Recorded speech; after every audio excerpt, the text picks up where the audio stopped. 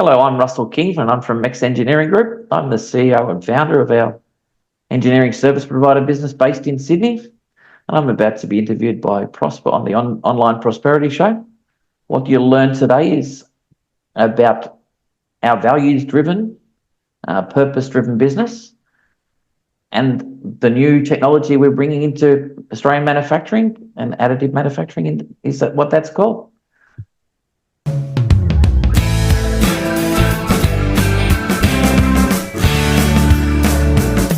Now, ladies and gentlemen, welcome to yet another exciting episode of the Online Prosperity Show, where we explore the journeys that inspire and businesses that truly make an impact. Today, I'm thrilled to introduce you a guest who's not only built an engineering empire, but also has a heart of gold. Now, ladies and gentlemen, I want you to meet the king himself, Russell.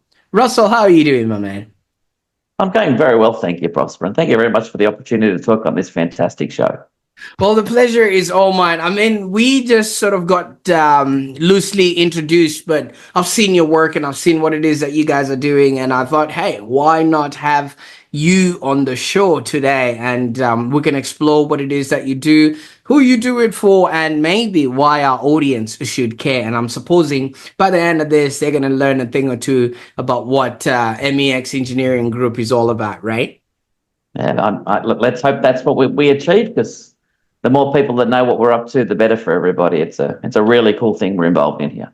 Absolutely. Now, for those that are meeting Russell for the very first time, I just want you to know that he's not just the CEO of M.E.D.I.A Engineering Group, but he's also a licensed electrician who spent decades in the manufacturing industry. He also works alongside his wife. We were just talking about this and how he actually manages this. And yes, that's 30 years of marriage and also a thriving business partnership, right there. And if that doesn't impress you, this guy's been, turning the industrial world around with his innovative take on, you call it additive manufacturing, right, Russell?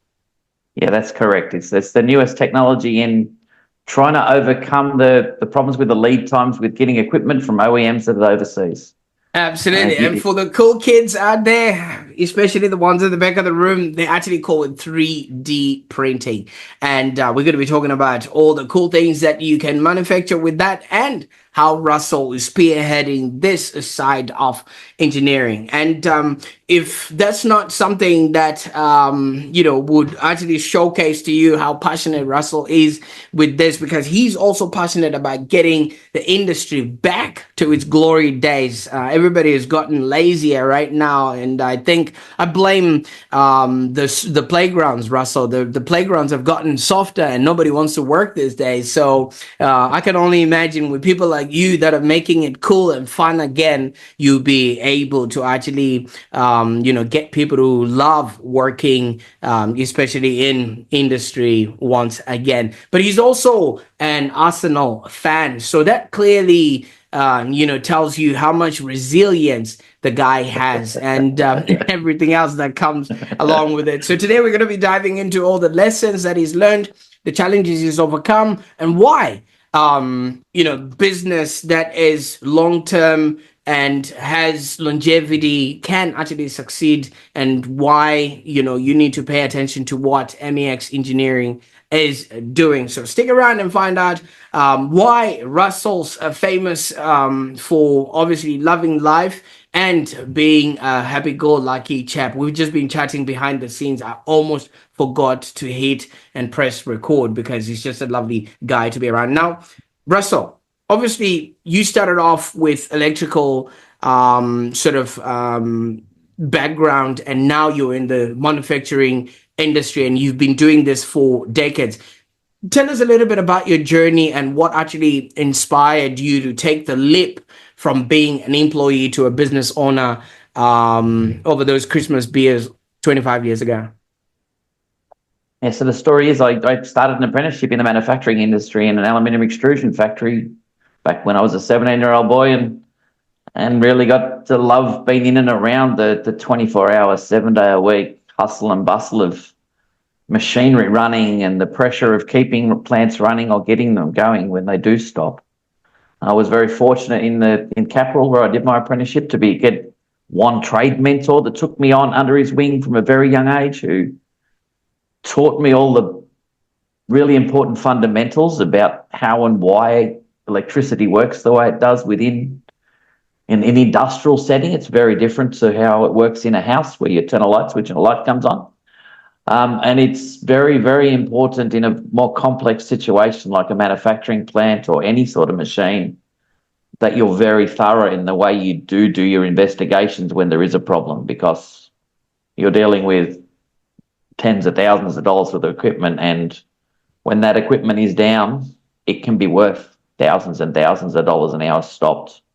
The plant where I did my apprenticeship, it was $30,000 an hour for that piece of equipment to be stopped, and there were 3 of them in that plant. So you got to appreciate timeliness and working through problems and solving, not just patching up and getting the plant running again. You also got used to not sleeping and working whatever hours is needing when the plant does break down. Or if the phone rang at 2 a.m, my wife would just answer it, because that's back in the days where the phone was connected to the wall. She would just ring it and say, yes, he's on the way. So I've been a 24-hour, 7-day-a-week available my whole life pretty much, and I wouldn't change it, because I absolutely love being in and around that environment where plants and manufacturing working. That means we're feeding people, or we're looking after the families of the operators, or the people in the supply chain are still keeping their jobs going. I just love it. I just love being involved in it from the day I started.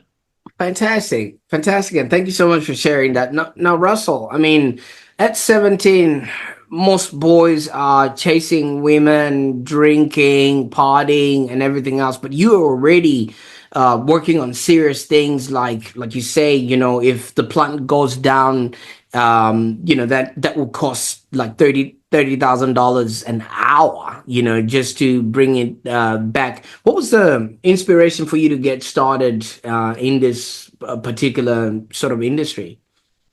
My father's in the same sort of industry, more in the food and beverage, or the high-speed packaging industries. He's always worked in that. He's always flown around the world building packaging machines. So I'd seen what it was like to be in that sort of space as a kid all the way through.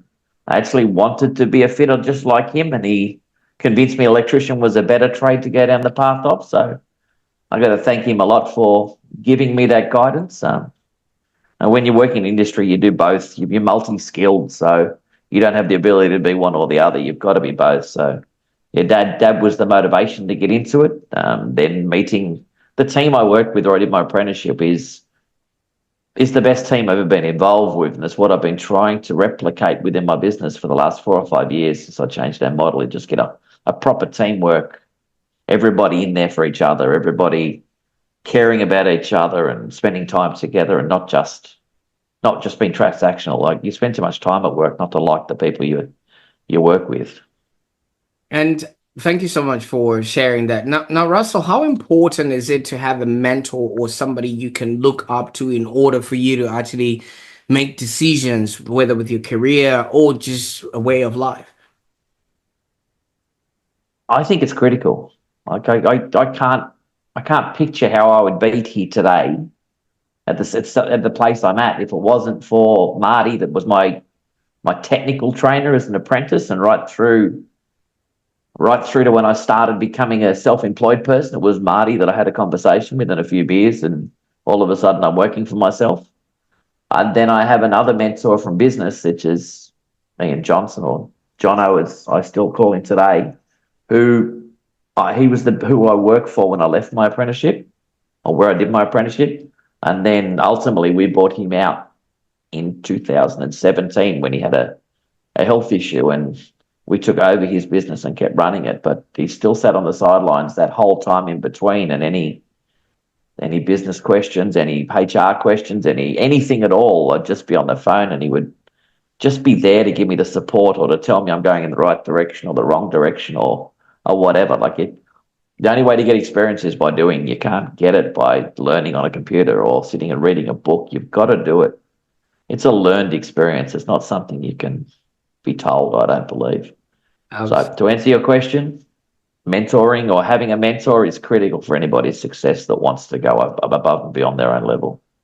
Absolutely. And obviously, your journey is punctuated by a few of these mentors, starting off with Dad, and then you did mention Jono, who obviously helped you sort of set up the business. Was it an easy transition from going from being an employee to actually becoming a business owner?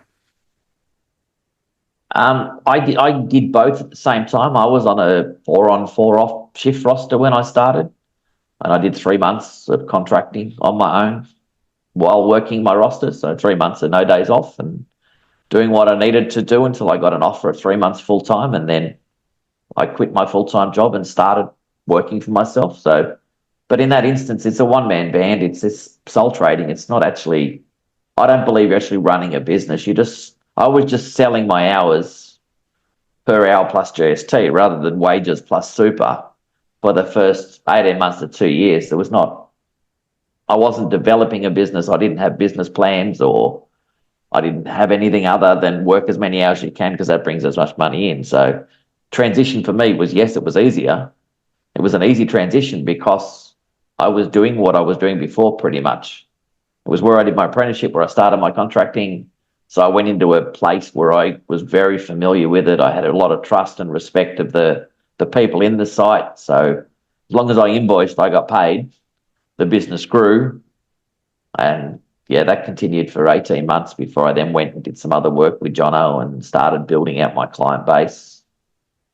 Yeah, I don't know when that was. And maybe 5 or 6 years after I started to build the client base out by knocking on doors and reaching out and all the cold calling and all that sort of fun stuff that nobody really likes, but it's critical you get the skills to be able to do it and have the patience to wait to get some results, because nothing happens very quickly in the cold calling scene.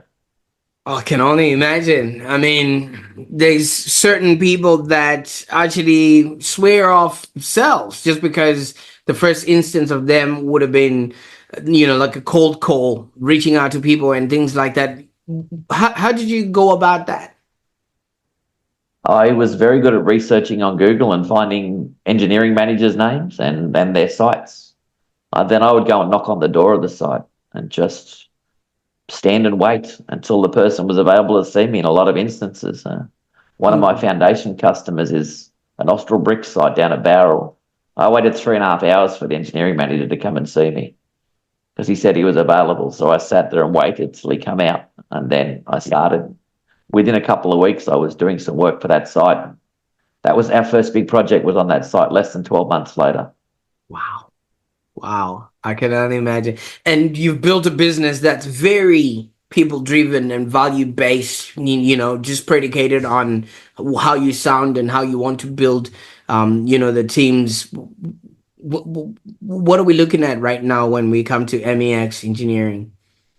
The version of the business that's now, which is MEX Engineering Group, is we're culture driven. We're only about people. Like, people are the most important part of everything in our business. Every decision is run through a strategy triangle. That is it right for our people first? If it's not right for our people, the second stage is it right for MEX, which is the people and everything in the business. If it's not right for people, we don't even talk about MEX. And we don't get to the client, which is the top of the triangle, until it's right for the people and MEX. Because then that way we know we're giving the client what's best for them and best for our business and best for our people. So it's win in every direction. And it's a really powerful decision-making process, and everybody in the business is authorised to use that at any time if they want to use it or they feel the need to make something happen. Speaking of decisions, you also, I've indicated that you're working with your wife for all these years. I mean, she started by answering the phone for you while you were sleeping and saying, yeah, he's on his way already. And that's been, you've been together for all these years. How has that sort of dynamic helped you in business? And, because so many people find that a little bit difficult to handle. In the early days, it worked really well because she likes doing invoicing and all the paperwork, and I don't. I'm more of a doer and just get out and see the people and build the business. And I'm not very good at the back end of the paperwork and finalising. since we have changed the business around at M.E.D.I.A, and we're in the structured position where she sits in CFO below me, it works extremely well as long as we leave work at work and home at home. That's very easy to say practically, but it's not as easy to put into practice. There are times when you're talking to your spouse or your wife for so long. I'll use me, I forget where I am and I'll drop to the same language that would happen at home, or the same short responses, which is not right when we're talking structurally. So it's challenging, but it works. It works. We've been together since she was 16, I was 17, and I'm 51. So you can do your math, and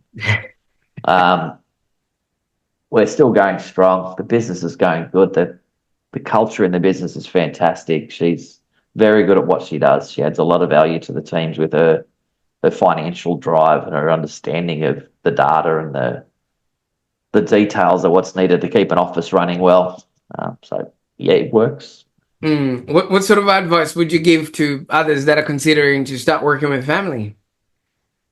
Have a very strong, very blunt conversation early on that work must stay at work and home must stay at home, and the two shouldn't meet. If I'm at work and I have got to do her one-on-one appraisal or give her bad feedback, it cannot come home, because it's what I'm giving her is the feedback that's necessary. I'm not meaning to be horrible. It's the feedback she needs to hear. And some people, if you can't differentiate what that is, like, ultimately feedback's a gift. It's not, feedback shouldn't be seen as a bad thing. So it's got to stay at work and not come home. And 95% of the time we get that right. Oh, I can only imagine, because there's a lot of there's a lot of moving parts in all of that, but I think you've been able to do that, and in the process, your journey has evolved quite a lot. I mean, from being an employee, starting your own business, and now you've got all these facets around what you're doing, and you've been merging businesses along the way, taking on new ventures. What's been the biggest transformation for you personally since you started M.E.D.I.A Engineering? The biggest transformation was prior to COVID, and our original business was a partnership between myself and another gentleman. And that was King and Martin Electrical. It ran for 19 years. It got up to 55 people. It was flourishing. It was making a lot of money, but it wasn't people driven. It was very transactional. We didn't spend time with our employees. We didn't give them any feedback. We didn't do any development plans. Let's just be honest, we just used them as a resource rather than having them as part of our business and on the journey with us. The pandemic has one little blessing, and it put the pressure on that relationship between the partnerships. And they decided to step off, and my wife and I decided to step up. And the step up allowed me to sit back and reflect on how I'm built. And how I'm built is I've done soccer coaching for 15 or 16 years at multiple levels, and I'm not a great footballer. I'm really good at getting teams to do stuff more than they expect to be able to do. I'm good at helping people to do more than they think they're capable of, if you like. And it was once we'd separated, I talked to my wife, I talked to the team that I put around me and said, we've got to be able to run a business like a coach runs a football team. So I started drawing up how a football team moves on a park by moving markers. So if this person fails, this one steps in, and we slide and we cover and we help. And from there, we built out a whole plan on why we exist, and we exist to create a culture of self-development for our people, personally and professionally. And then we build out from that, and how will we succeed is by being one team, one goal, and then we talk about what we do. So as a business, we don't talk about what we do until the third question of the day. It's always about why we exist first. Everything's about creating a culture for our people and helping them develop and be the best they can be. Because ultimately, if your people are succeeding, the business can't help but succeed. And you've actually built quite a reputation for being known as a person with a positive outlook, even, going through all these things with there's partnerships and things of that nature, and sort of loving life is one of your mottos. I just noticed from, the way you write and things like that. How is this mindset crucial, especially when it comes to business? Well, I think it's very easy to focus on the small things that may not be going right, or it may be easy to focus on things that are a little bit harder. But most people, 95 or 98% of everything is going really well for them. And I just don't understand why you would look at the 2% when 98 or 95% is going well. You don't think, I believe you don't think right when you're stressing or when you're looking at the negatives. You go down a spiral. So I just taught myself years and years ago not to allow myself to spiral. So under pressure, I actually think better. I get more clarity in what's the best resolution rather than what if we don't do this, or what if we don't try this, we're going to fail. So keeping positive and always, if you try and it doesn't work, so what? Try something else. It doesn't matter. Not trying is a failure. So you've got to have a go. You've got to be pushing forward at all times. Oh, absolutely. I mean, you did mention, your pastime and, your experience as a football coach. 90 minutes can actually determine somebody's life, career, and everything else that comes along with it. And so you just, like you say, you have to be able to operate sort of under pressure. And through all of that, you've been able to build a company that is probably going to last beyond your retirement. First of all, how do you feel about what you've done? I'm very proud of it. This is a really cool place to work. It's really nice to not feel like work. It's just get up in the morning and go and do something I love, and that just happens to be my job. And when you walk through the factory, everybody feels like they're feeling the same thing. Everybody's very joyous, very happy to help, very happy to make suggestions or pull you up if you're doing the wrong thing, because that's the culture we have here. It's all about driving each other. Yeah, I'm very proud of the business we're at. This is a good place to work, and when I changed the business, my goal was to make it.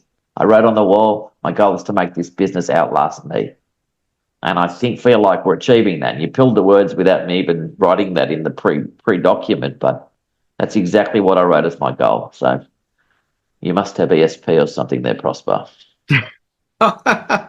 No. Well, I mean, obviously, when you are going to be meeting somebody of your caliber, somebody of your stature, I also have to do my own research and put two and two together. But Russell, it would be remiss of me to not ask this. When you came to the show today, you introduced us to Dad.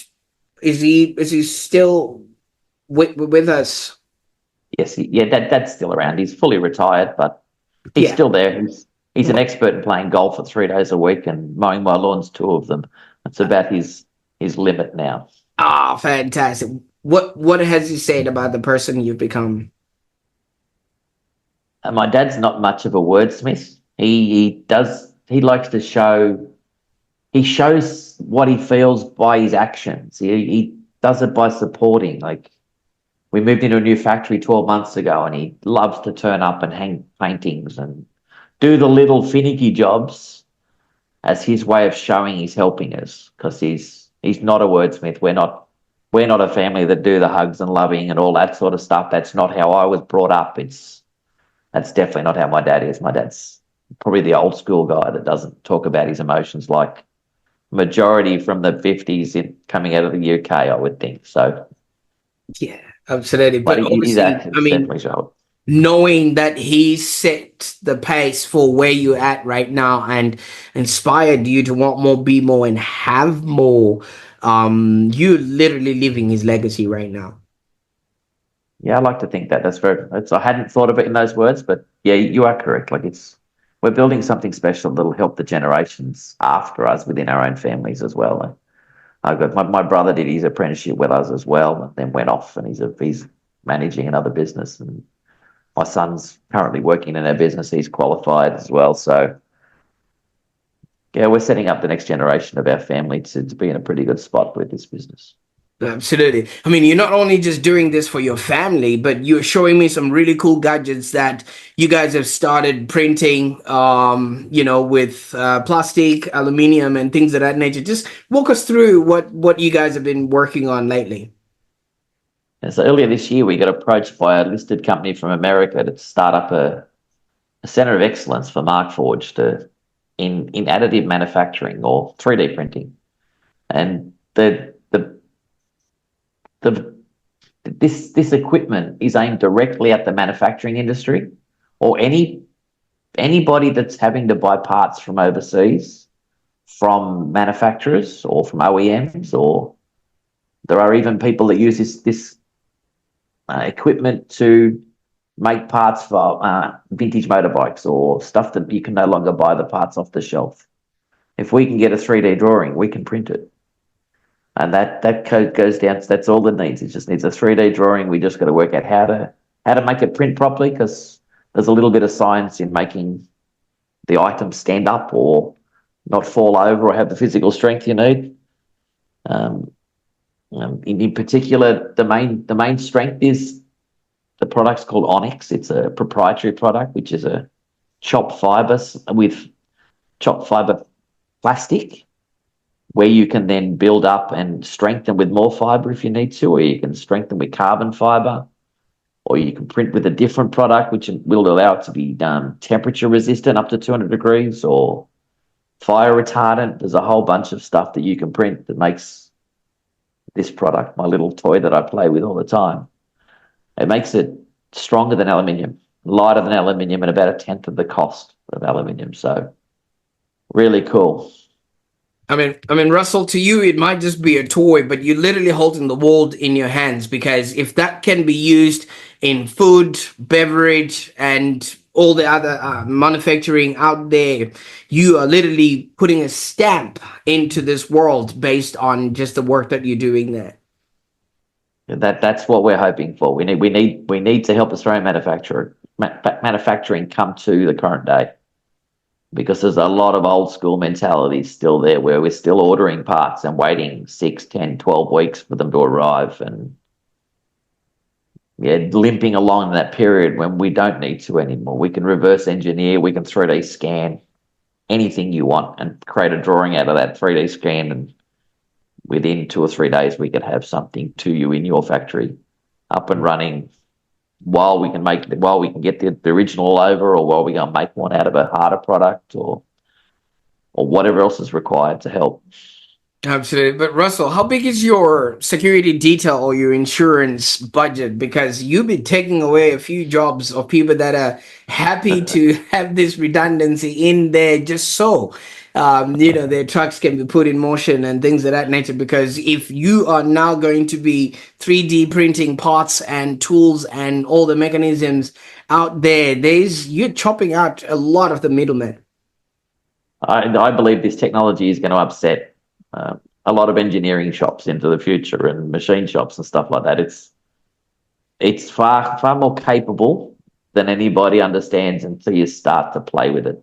And we haven't even touched the surface yet, because we've only been doing it for about 6 weeks. So I'm really excited to see what we're doing in 3 months' time, and then another 3 months after that, because once we get the metals here, the metal printers here, in about 3 weeks' time, we'll be able to make parts like this one that move out of an aluminium, out of a stainless steel, out of a copper.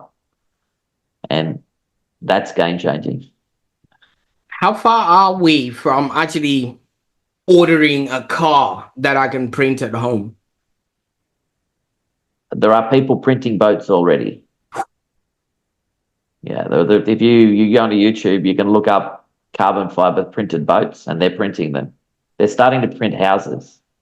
It's not this technology. It's not this finer print. This is this is microns thick. The print. That's how you get the density and the strength. But there are people printing houses just by running them along and running lines. I don't know what the strength of that sort of stuff is, but as the technology advances, it's definitely something into the future that is a possibility, I would expect. Maybe we should ask. Maybe you should get Elon Musk on here. He's the sort of guy that's got the money to make that work if you ask the right question. You never know. He's probably 3D printing a rocket ship as we sit here, and before you know it. Yeah, Oh, fantastic! And quite possible. for those that are interested in sort of getting abreast or keeping up to date with what you guys are working on, and maybe see what the future looks like, what would be the best way, Russell, for people to get in touch with you?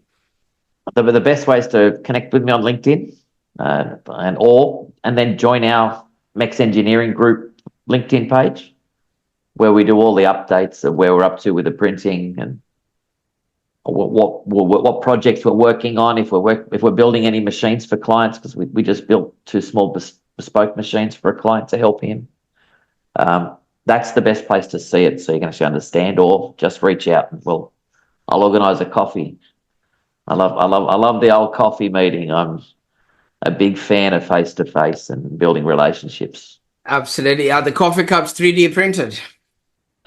Well, we could if you want us to. I got a whole bunch of MEX Engineering coffee cups. I'll bring them over and give them to anybody that reaches out to me through your page. I'll give them a travel coffee cup. It keeps your coffee warm for about an hour. I'll send you one, Prosper. I'll send you one of them, Prosper, as a thank you.